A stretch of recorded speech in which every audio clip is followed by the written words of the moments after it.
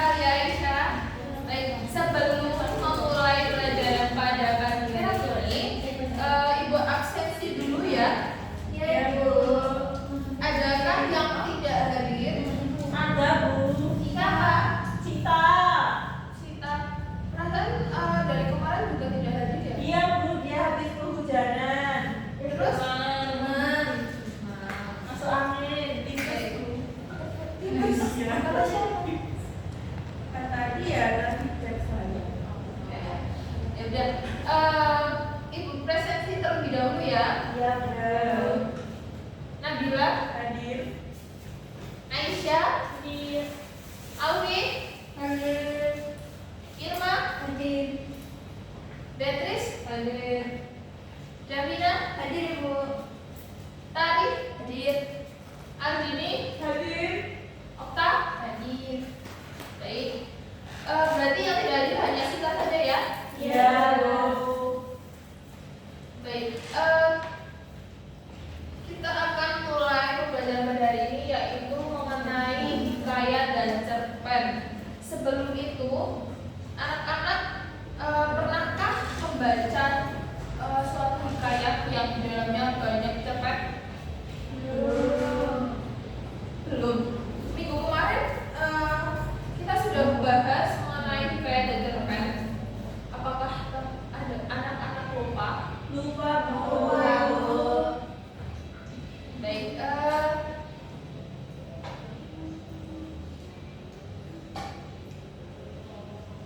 Baik, sebelum itu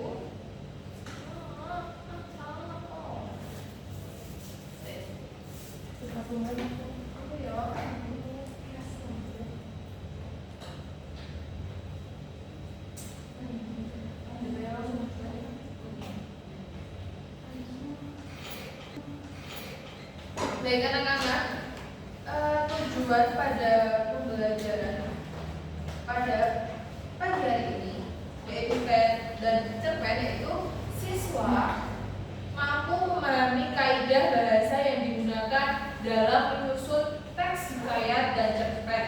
Jadi manfaat dari pembelajaran pagi hari ini itu diharapkan anak-anak itu bisa mengetahui kaidah pembahasaan dari cerpen atau hikayat itu sendiri. Selanjutnya, pada pagi hari ini Ibu menerangkan hikayat dan cerpen yaitu pada bagian kaidah pembahasaan dari hikayat dan cerpen. Nah, kaidah pembahasaan dari hikayat dan cerpen itu ada dua, yaitu yang pertama konjungsi urutan waktu yang di dalamnya ada kata arkais atau kata yang sulit dimengerti atau kata-kata yang digunakan pada zaman dahulu. Selanjutnya juga ada majas atau gaya bahasa. Yang pertama yaitu konjungsi urutan waktu. Konjungsi urutan waktu ini digunakan untuk menyatakan urutan sebuah kejadian berdasarkan waktu terjadinya, kemudian baik itu sebelumnya, sesaat atau maupun setelahnya. Nah, hikayat ini menggunakan konjungsi urutan waktu yaitu berupa kata-kata arkais. Nah, kata arkais merupakan kata yang kuno. Seperti yang Ibu jelaskan tadi bahwa kata arkais itu kata yang dahulu digunakan pada zaman dahulu. Nah, arkais merupakan kata yang kuno dan tidak lazim. Nah, kata arkais ini biasa digunakan untuk hikayat seperti itu. Nah, bentuk dari kata arkais dapat dilihat pada tabel di samping ini. Yang pertama ada Aisyah atau Al-Kisah, yaitu artinya pada, kemudian bermula atau sumber mula, yaitu artinya awalnya, kemudian ada artian, yaitu kemudian, ada hatta atau arta, itu lalu, ada kelakian, yaitu setelah itu, syahdan, itu selanjutnya, maka sesudah itu. Baik, untuk kata populer selanjutnya yang terdapat pada konjungsi urutan waktu itu ada ketika, kemudian saat, sebelum itu, dan akhirnya. Baik, selanjutnya yaitu menjelaskan tentang majas dan gaya bahasa. Pengertian dari majas menurut KBBI bahwa majas memiliki makna, yaitu cara melukiskan sesuatu dengan jalan menyamakannya dengan sesuatu yang lain.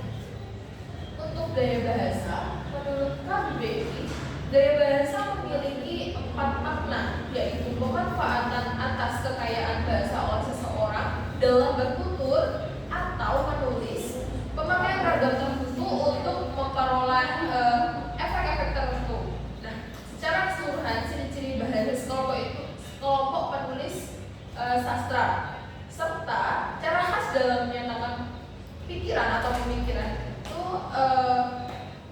atau perasaan itu dalam bentuk tulis atau lisan. Baik, selanjutnya yaitu macam-macam majas. Ada antonomasia, kemudian ada personifikasi, ada simile, ada metafora, dan ada hiperbola. Si anak-anak sudah mengetahui bahwa ada majas seperti iya betul. Hiperbola itu yang seperti apa? Yang dilaki-lakikan. Metafora yang seperti apa? Lupa ya anak. Baik, ibu akan menjelaskan ulang. Yang pertama yaitu majas antonomasia.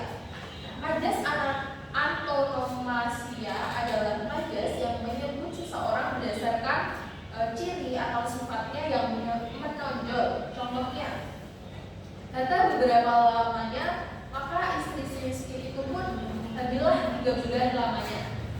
Selanjutnya, contoh yang kedua, itu tak tahu mengapa saat itu aku mengucapkan terima kasih pada perempuan tua itu. Selanjutnya yaitu majas personifikasi. Majas personifikasi adalah majas yang menyatakan benda mati maupun benda hidup yang bukan manusia atau hewan atau tumbuhan sebagai sesuatu yang seolah-olah itu bersifat dan berlaku layaknya manusia. Contohnya, sama-sama nyanyi jangkrik terdengar bersamiku. Kemudian selanjutnya angin menyabar wajahku. Selanjutnya yaitu majas simile. Boleh dibacakan biar tidak ngantuk, Mbak Nabila? Majas simile adalah majas yang membandingkan suatu hal dengan hal lainnya secara eksplisit menggunakan kata penghubung atau kata pembanding. Kata penghubung atau kata pembanding yang biasa digunakan antara lain seperti laksana, gak, dan bagaikan. Contohnya, yang pertama, mereka selalu bergambar gak, kucing, dan anjing. Yang kedua, kamu tidur seperti kerbau. Selanjutnya majas metafora dapat dibacakan oleh Mbak Davina. Majas metafora adalah majas yang menggunakan kata atau kelompok kata untuk memaksudi hal lain yang bukan sebenarnya, mulai dari perbandingan benda fisik, sifat, ide, atau perbuatan lain. Metafora yang menggunakan kata penghubung atau kata pembanding seperti simile. Contoh seperti biasa, setibaku di istana tuaku, perempuan tua menyambutku dengan hangat. Yang kedua, ia adalah ruang penyumbang. Terima kasih Mbak Nabila dan Mbak Davina telah membacakan. Selanjutnya yaitu majas hiperbola. Betul seperti yang tadi dikatakan oleh Mbak Nabila bahwa Mbak Nabila dan Mbak Okta, bahwa hiperbola itu gaya bahasa yang mengandung pernyataan dengan cara ditunjukkan dari yang sebenarnya. Contohnya, aku tak dapat berbicara, tanganku dingin panas yang keluar dari freezer. Jadi kan itu tidak mungkin ya, tangannya habis dari freezer gitu kan tidak mungkin hanya menunjukkan karena kedinginan. Selanjutnya ada seraya berkata kepada suaminya, adapun akan emas ini sampai kepada anak cucu kita sekalipun tiada habis buat belanja. Nah ini sangat dilebih-lebihkan karena emas itu kan juga tambah tahu juga seumpama kita tidak memiliki uang bakalan itu dijual, kemudian bakal buat uangnya akan dibuat belanja. Dan tidak mungkin emas itu tidak akan habis karena tidak semua orang memiliki emas. Betul tidak? Selanjutnya ibu akan memberi tugas kepada anak-anak untuk berkelompok ya. Ya Bu. Mau milih sendiri atau dipilihkan? Pilih sendiri Bu. Baik, pilih sendiri. Satu kelompok berisi 2 orang saja ya. Baik Bu. Dimohon untuk mengeluarkan buku masing-masing.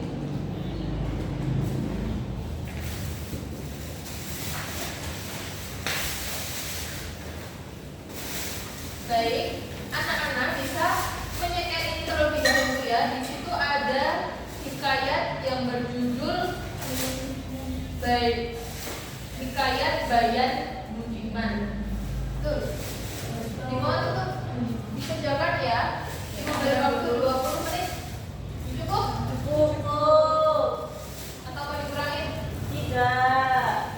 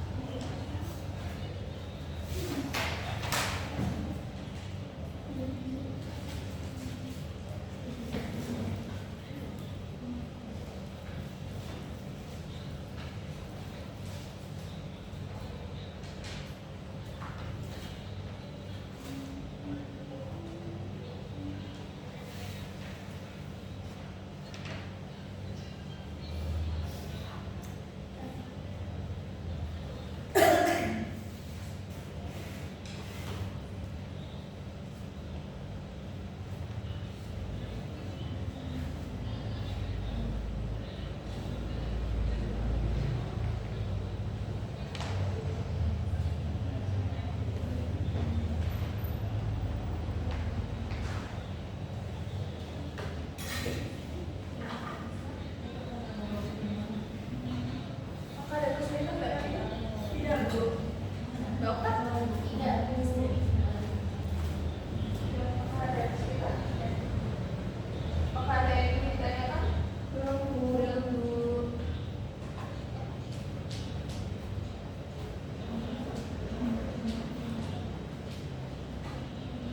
Aku tinggal 10 menit ya. Ya Bu.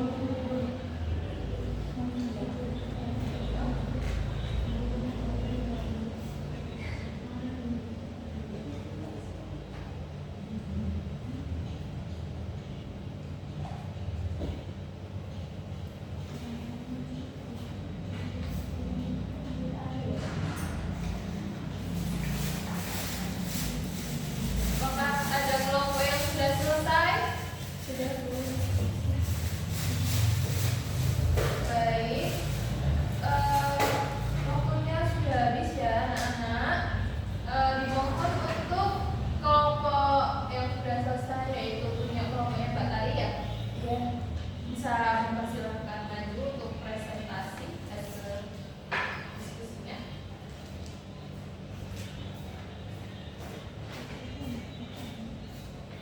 Oke, sebelumnya berdasarkan hasil diskusi saya yang ada beberapa kondisi yang ada dalam hikayat tersebut.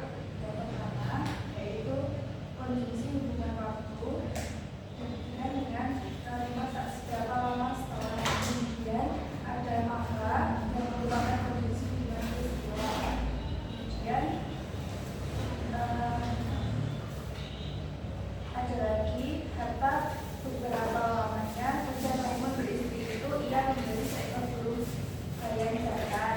Kata beberapa lama itu menunjukkan kondisi hubungan waktu.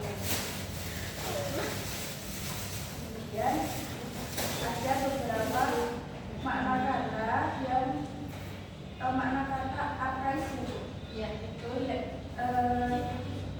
Yang pertama itu adalah kata berpisah yang artinya berkata, kemudian sebermula artinya pada mulanya, kemudian